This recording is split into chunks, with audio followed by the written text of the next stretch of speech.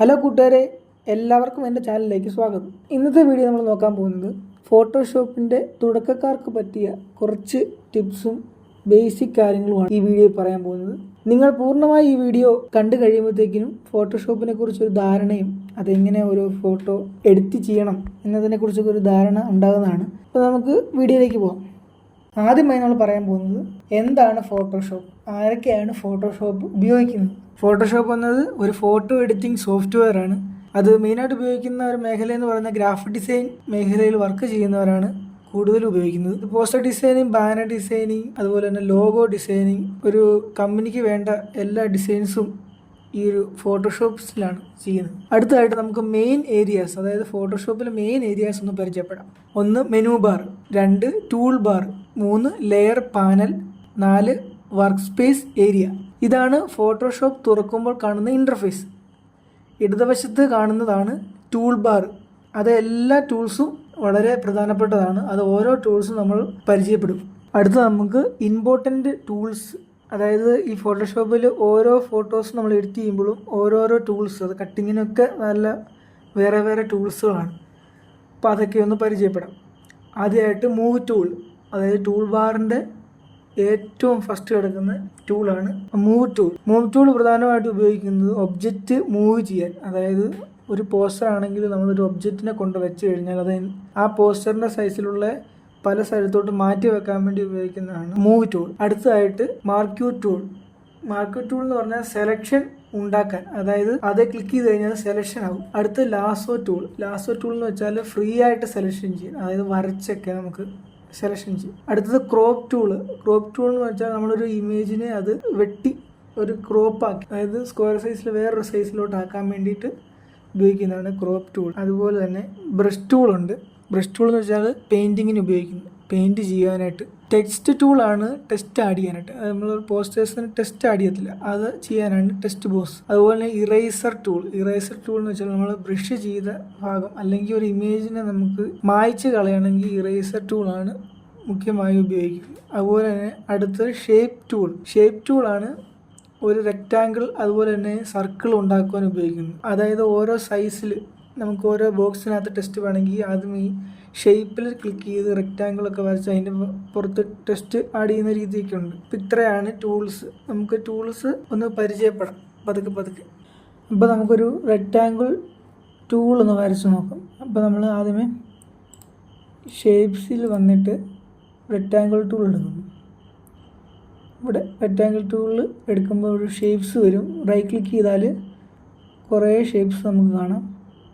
അതിൽ നമ്മൾ റെക്റ്റാങ്കിൾ എടുക്കുന്നു, ജസ്റ്റ് ലെഫ്റ്റ് ക്ലിക്ക് ചെയ്തിട്ട് വരയ്ക്കുന്നു. വരച്ചപ്പോൾ ഇവിടെ വന്ന കണ്ടു. ഇവിടെ ഇപ്പം വന്നപ്പം തൊട്ടടുത്ത് വല സൈഡിലായിട്ട് ഒരു ടൂളോ ഒരു ബോക്സ് ഓപ്പണായി. അതിനകത്ത് ഫില്ലെന്ന് കണ്ടു. ഫില്ലിനകത്ത് നമുക്ക് കളേഴ്സ് സെലക്ട് ചെയ്യാം. നമ്മളിവിടെ കൊടുക്കുന്നതനുസരിച്ച് ഇവിടെ മാറുന്നതായിരിക്കും. മഞ്ഞ കൊടുത്തു. നമുക്ക് വേറെന്ന് പറഞ്ഞാൽ ഇതിൻ്റെ സൈഡിലൊരു ഡോട്ട് കണ്ടു. ഈ ഡോട്ടിൽ പിടിച്ച് വലിച്ചു കഴിഞ്ഞാൽ നമുക്കത് സർക്കിളും ആക്കാം. അതുപോലെ തിരിച്ചാക്കി കഴിഞ്ഞാൽ ഒരു കേർവ് പോലെ ആക്കാം. അടുത്തതായിട്ടത് ഏറ്റവും പ്രധാനപ്പെട്ടതാണ്. ഈ തുടക്കക്കാർക്ക് മിക്കവർക്കും ഒരു കൺഫ്യൂഷനാണ് ഈ ലെയേഴ്സ് എന്താണ്, എന്തുകൊണ്ടാണ് ലെയർ ഉപയോഗിക്കുന്നതെന്നൊക്കെ. നമുക്ക് ലെയറിനെ കുറിച്ച് പഠിക്കാം. ലെയർ എന്നത് ഒരു ട്രാൻസ്പെറൻറ്റ് ഷീറ്റ് പോലെയാണ്. അതായത് ഒന്നിന് മേലൊന്നായി ഇങ്ങനെ ഓരോന്നോരോന്ന് വെക്കുന്ന പോലെ, ഈ കട്ടകൾ അടുക്കി വെക്കത്തില്ല, അതുപോലെ ലെയറുകളിലാണ് നമ്മൾ ഒരു പോസ്റ്റർ ഡിസൈൻ ഇരിക്കുന്നത്. അത് നമുക്കൊന്ന് പരിചയപ്പെടാം. അപ്പോൾ ഈ ഒരു ഇൻ്റർഫേസ് നമുക്കൊരു പുതിയ ലെയർ വേണം. പുതിയ ലെയർ വേണമെങ്കിൽ നമുക്ക് റൈറ്റിൽ താഴെയായിട്ട് ഈ ഫയലിൻ്റെ ഇപ്പുറത്തൊരു പ്ലസ് ഐക്കൺ കണ്ടു. ഇവിടെ ഒന്ന് ക്ലിക്ക് ചെയ്യാം. ക്ലിക്ക് ചെയ്യുമ്പോഴത്തേനും ഇവിടെ കണ്ടു ലെയർ 1. അത് ഓൾറെഡി ഉള്ളതായിരുന്നു 0. അപ്പോൾ അതിന് മേളിൽ ലെയർ 1. ഇപ്പോൾ ലെയർ 1 നമ്മളിപ്പോൾ ഒരു ബ്രഷ് എടുത്ത് വരച്ചെന്ന് വെക്കുക. അപ്പോൾ ഈ വരച്ച ബ്രഷ് ഈ ഒരു ലെയർ, അത് ഒന്നാമത്തെ ലെയറിലെ ലെയർ 1 ക്ലിക്ക് ചെയ്തിട്ടേ വരയ്ക്കാവുള്ളൂ, അല്ലെങ്കിൽ അത് മാറിപ്പോവും. ലെയർ ക്ലിക്ക് ചെയ്തിട്ട് വരച്ചപ്പം അത് ഒന്നാമത്തെ ലെയറിലായി. ഇനി ഈ ലെയർ ഹൈഡ് ചെയ്യണമെങ്കിൽ അവിടെ തൊട്ടടുത്തൊരു കണ്ണ് ഐ ഐക്കൺ കണ്ടു. ഈ ഐ ഐക്കൺ ഓഫ് ആക്കുമ്പോൾ അത് ഓഫാകും. ഓണാക്കുമ്പോൾ ഓണാകും. ഇതാണ് ഹൈഡ് ചെയ്യുന്നതിൻ്റെ. ഇപ്പോൾ ഒന്നാമത്തെ ലെയറായി. ഈ ലെയർ ഇനി ഇറേസർ ചെയ്യണമെങ്കിൽ ഇറേസർ ടൂൾ എടുക്കുക. ഇറേസർ ടൂൾ എടുത്തിട്ട് ആ ഒന്നാമത്തെ ലെയറിലാണോ എന്ന് നോക്കുക. അത് സെലക്ട് ചെയ്തിട്ട് മാത്രമേ തൂക്കാവുള്ളൂ. തൂത്തപ്പം അത് പോയി. ഈ ബാക്ക് അടിക്കാനായിട്ട് എപ്പോഴും അതിൻ്റെ ഷോർട്ട് കീയാണ് Ctrl+Z. Ctrl+Z വെച്ച് നമ്മൾ എത്ര ഇങ്ങനെ വരച്ചാലും Ctrl+Z അടിക്കുമ്പോഴത്തേക്കിനും ബാക്ക് പോകും. അതുപോലെ തന്നെ ലെയർ ഡിലീറ്റ് ചെയ്യാനായിട്ട് ഇപ്പോൾ ഒന്നാമത്തെ ലെയറാണ് നമുക്ക് ഡിലീറ്റ് ചെയ്യേണ്ടത് എന്നുണ്ടെങ്കിൽ ഒന്നാമത്തെ ലെയർ എടുക്കുക. അത് ഒന്നിലെ ബാക്ക് സ്പേസ് അടിക്കാം, അല്ലെങ്കിൽ ഡിലീറ്റ് എന്ന് പറഞ്ഞ കീബോർഡിൽ ഡിലീറ്റ് അടിക്കാം. ഇത് രണ്ടും ഞെക്കിയാലും പോകുന്നതായിരിക്കും. അതുപോലെ തന്നെ അടുത്തൊരു പ്രധാനപ്പെട്ടാണ് ഒപ്പാസിറ്റി എന്നത്. ഇപ്പം ഞാൻ ഈ വരച്ച ഈ ഒരു ബ്രഷ് കൊണ്ട് വരച്ച ഈ ഒരു ലെയർ എനിക്ക് കുറച്ച് മങ്ങിയ പോലെ വരണം, അതായത് ഒപ്പാസിറ്റി കുറച്ച് പോലെ വരണം. അതിന് വേണമെങ്കിൽ ഈ ലെയർ ബാറിൻ്റെ മുകളിലായിട്ട് ഒപ്പാസിറ്റി എന്നുണ്ട്. 100 ആയിപ്പോൾ കിടക്കുന്ന ഈ ഒപ്പാസിറ്റി നമ്മൾ 100ൽ നിന്ന് കുറയ്ക്കുമ്പോൾ കാണാം, നമുക്കിവിടെ കാണാൻ പറ്റും കുറയുന്നതാണ്. കണ്ടോ, ഇതാണ് ഒപ്പാസിറ്റി എന്നതുകൊണ്ട് ഉദ്ദേശിക്കുന്നത്. ഇനി കുറച്ച് ഡെമോ നോക്കിയാലോ. നമുക്കിതിനകത്തോട്ട് ഫോട്ടോ ആഡ് ചെയ്യണം. ഫോട്ടോ ആഡ് ചെയ്യാനായിട്ട് 2 വഴികളുണ്ട്. ഒന്ന്, ഫയൽ എടുക്കുക, ഫയലിനകത്ത് നിന്ന് പ്ലേസ് ഡെമോ കണ്ടു. ഇതിനകത്ത് നമ്മൾ ക്ലിക്ക് ചെയ്ത് ഫയലിനകത്ത് നിന്ന് ഇപ്പോൾ എവിടെയാണ് കിടക്കുന്നത് അവിടുന്ന് നമുക്ക് ഫോട്ടോ എടുത്ത് ഇടാം. അതുപോലെ തന്നെ നമുക്ക് ഫയലിൽ പോയിട്ടാണെങ്കിലും ഡ്രാഗ് ചെയ്താണെങ്കിലും നമുക്ക് ഫോട്ടോ ആഡ് ചെയ്യാം. ഇപ്പോൾ ഞാനിപ്പോൾ ഡ്രാഗ് ചെയ്തൊരു ഫോട്ടോ ഇട്ടിട്ടുണ്ട്. ഇത് നമുക്ക് ഇതിൻ്റെ ബ്രൈറ്റ്നെസ് ഒന്ന് കൂട്ടണം. ഇപ്പോൾ ഈ പട്ടികളുടെ ഇവിടെ എല്ലാം ഒരു ഡള്ളായിട്ടിരിക്കുന്നതല്ല, അപ്പോൾ നമുക്ക് ഇച്ചിരി ബ്രൈറ്റ്നെസ് കൂട്ടണം. അപ്പോൾ നമ്മൾ എന്ത് ചെയ്യണം, അഡ്ജസ്റ്റ്മെൻറ്റ് ലെയർ. അപ്പോൾ ഇതിന് നമ്മളൊരു അഡ്ജസ്റ്റ്മെൻറ്റ് ലെയർ കൊടുക്കണം. അതിനായിട്ട് നമ്മൾ ഈ താഴെ ന്യൂ ലെയർ എടുത്തില്ലായിരുന്നു, ന്യൂ ലെയർ എടുത്തതിൻ്റെ തൊട്ടടുത്തായിട്ട് ഫയലിൻ്റെ ഇപ്പുറത്തായിട്ട് അഡ്ജസ്റ്റ്മെൻറ്റ് ലെയർ കാണാം. അത് നമ്മൾ പട്ടിയുടെ, അതായത് പട്ടിക്കുട്ടിയുടെ ഫോട്ടോ സെലക്ട് ചെയ്തിട്ട് ശേഷം അത് കൊടുക്കുക. അത് കൊടുക്കുമ്പോഴത്തേന് അതിനകത്തെ 1, 2, 3, 4ാമത്തെ ഓപ്ഷൻ ബ്രൈറ്റ്നെസ് ആൻഡ് കോൺട്രാസ്റ്റ് അത് ക്ലിക്ക് ചെയ്യുക. അത് ക്ലിക്ക് ചെയ്ത് കഴിയുമ്പോഴത്തേക്കിനും ബ്രൈറ്റ്നെസ് കൂട്ടാനുള്ളൊരു പോപ്പപ്പ് മെസ്സേജ് പോലെ വരും. അത് നമ്മളിങ്ങനെ കൂട്ടി കൊടുക്കുക. അത്യാവശ്യം ഇത് മതിയായിരിക്കും. കോൺട്രാസ്റ്റ് ഒരു മൈനസ് കൊടുക്കാം, ബ്രൈറ്റ്നെസ് ഒരു ഇച്ചിരി കൂട്ടി കൊടുക്കാം. ഓക്കെ അല്ലേ? ഇപ്പം നേരത്തെക്കാട്ടിലും ഉണ്ടോ, നേരത്തെ ഇങ്ങനെയായിരുന്നു, ഇപ്പം ഇങ്ങനെയായി. ഇപ്പോൾ കുറച്ചുകൂടി ഒന്ന് ഇതായി. ഇനി ഇപ്പോൾ ഈ ഫോട്ടോ എനിക്ക് ക്രോപ്പ് ചെയ്യണം. ക്രോപ്പ് ചെയ്യാനായിട്ട് എന്താ ചെയ്യുന്നത്, ഈ ഫോട്ടോ ഇപ്പോൾ ഇങ്ങനെ ഇരിക്കുന്നത്, എനിക്ക് ഇത്രയും മതി, അതായത് ഇവിടുന്ന് ഇത്രയും എനിക്ക് മതി. അങ്ങനെ വരുന്ന സമയത്താണ് ക്രോപ്പ് ടൂൾ വരുന്നത്. ക്രോപ്പ് ടൂൾ നമ്മളിവിടെ കണ്ടോ, crop tool ഞെക്കുക.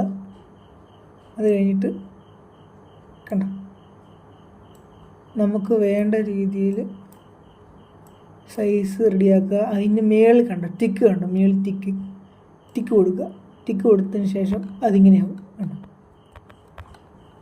Crop ടൂളിൻ്റെ short cut C ആണ്. അപ്പോൾ അടുത്ത് നമുക്ക് ഇതിലൊരു ടെസ്റ്റ് ആഡ് ചെയ്യണം. അപ്പോൾ ഇത് നമുക്ക് ഈ പട്ടിക്കുട്ടിക്ക് നമുക്ക് പൂപ്പി എന്ന് പേരിടാം. പൂപ്പി. ഇപ്പോൾ ഇവിടെയായിട്ട് നമുക്ക് ടെസ്റ്റ് വരണം. ടെസ്റ്റ് വരാൻ വേണ്ടി നമ്മൾ എന്ത് ചെയ്യുന്നത്, ടെസ്റ്റ് ടൂൾ എടുക്കണം. ടെസ്റ്റ് ടൂളിൻ്റെ ഷോർട്ട് കട്ടാണ് T. അപ്പോൾ T ക്ലിക്ക് ചെയ്യാം.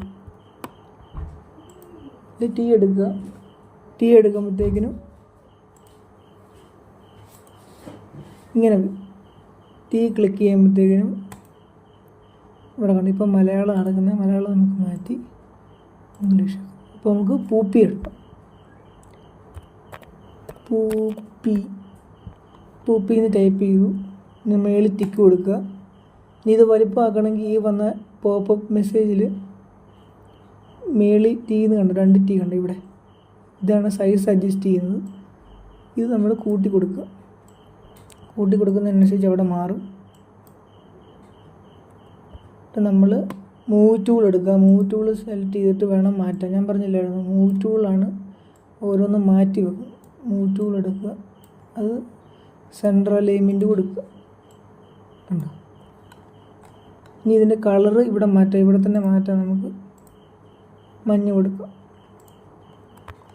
കണ്ടോ, ഇപ്പോൾ ഒരു ഫോട്ടോ ആയി.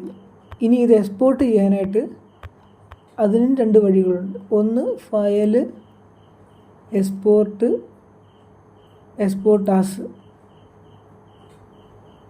ഇങ്ങനെ കൊടുത്ത്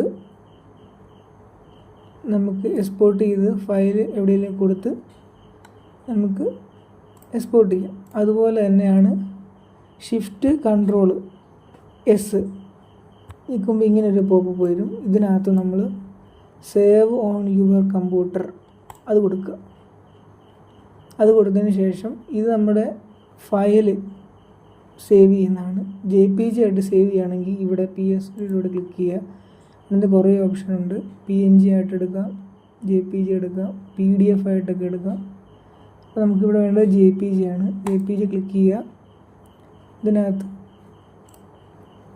നമ്മൾ പൂപ്പി എന്നല്ലേ, പൂപ്പി പേര് കൊടുക്കുക, നെയിം കൊടുക്കുക, താഴെ സേവ് കൊടുക്കുക. സേവ് കൊടുക്കുമ്പോൾ ഇങ്ങനെ പോപ്പ് വരും. ഇതെപ്പോഴും സ്റ്റാൻഡേർഡിൽ ഇടുക, നല്ല ക്ലാരിറ്റി കിട്ടാൻ വേണ്ടി. ഇത് ചിലപ്പം കുറഞ്ഞായിരിക്കും കിടക്കുന്നത്, അത് കൂട്ടി കൊടുക്കുക. ഇവിടെ മാക്സിമം ആക്കി കൊടുക്കുക. എല്ലാം കൊടുത്തു കഴിയുമ്പോഴത്തേനും ഓക്കെ കൊടുക്കുക. അപ്പം അത് സേവായി. ഈ ഡിസൈനും താല്പര്യമുള്ള കുറേ പേരുണ്ടെന്ന് എനിക്കറിയാം. അപ്പോൾ അവർക്കൊക്കെ ഇതൊരു തുടക്കം മാത്രമാണ്. ഇനി നമുക്ക് മുന്നോട്ടുള്ള വീഡിയോസിൽ നമുക്ക് ഓരോ പോസ്റ്റേഴ്സും ഷോർട്ട് കട്ട് കീസും ഒക്കെ പഠിക്കാനുണ്ട്. അപ്പം നമ്മുടെ ഈ ഒരു ചാനൽ, അതായത് ഞാൻ ആദ്യമായിട്ടാണ് ഈ വീഡിയോ ചെയ്യുന്നത്, അപ്പോൾ എനിക്കറിയാവുന്ന അറിവുകൾ നിങ്ങൾക്ക് പകരുന്നു. സബ്സ്ക്രൈബ് ചെയ്യുക. പിന്നെ മറ്റുള്ളവർക്ക് ഈ ഒരു ചാനൽ പറഞ്ഞു കൊടുക്കുക. ഞാൻ മുന്നോട്ടുള്ള വീഡിയോസ് ഇതുപോലത്തെ അപ്ലോഡ് ചെയ്യുന്നതായിരിക്കും. അപ്പോൾ നമുക്ക് ഒരുമിച്ച് മുന്നേറാം. അടുത്ത വീഡിയോ കാണുന്നതുവരെ ഗുഡ് ബൈ.